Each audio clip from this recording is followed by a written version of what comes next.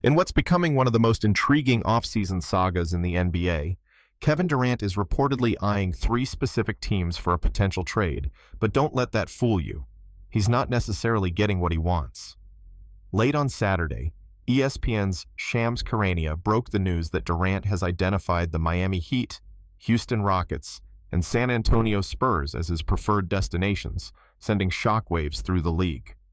However, while Durant's preference is clear, the reality of his future with the Phoenix Suns is anything but certain.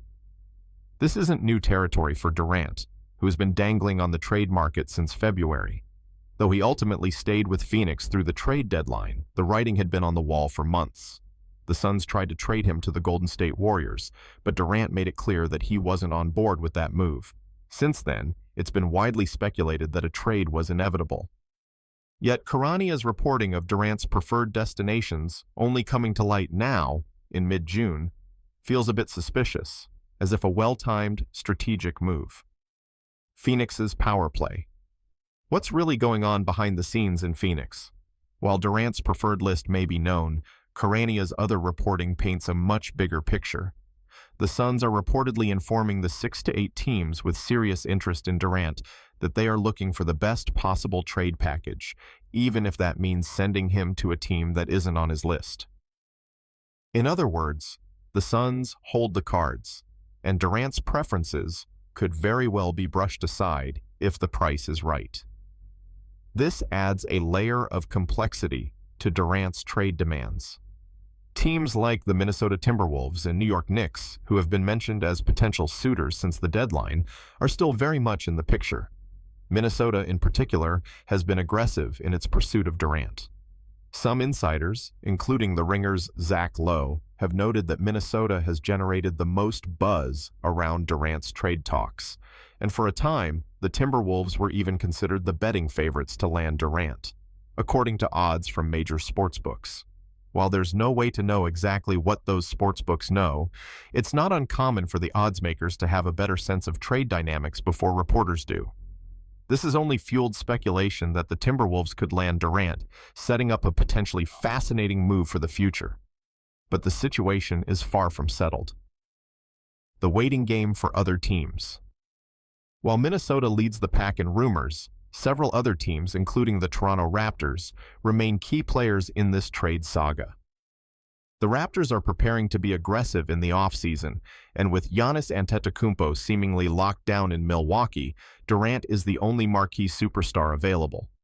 Toronto was among the teams that explored a Durant trade back in 2022, and Raptors general manager Masai Ujiri has a proven track record of trading for star players who have little interest in playing in Toronto, as evidenced by the Kawhi Leonard trade in 2018, which resulted in a championship.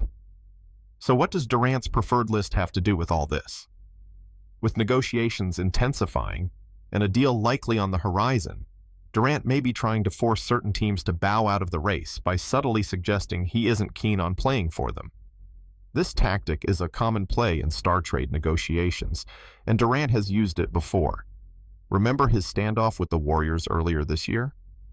This time, it seems Durant is pulling the same trick, aiming to whittle down the suitors to those who match his vision for the future. The expiring contract conundrum. Here's where things get even more complicated. Durant's expiring contract.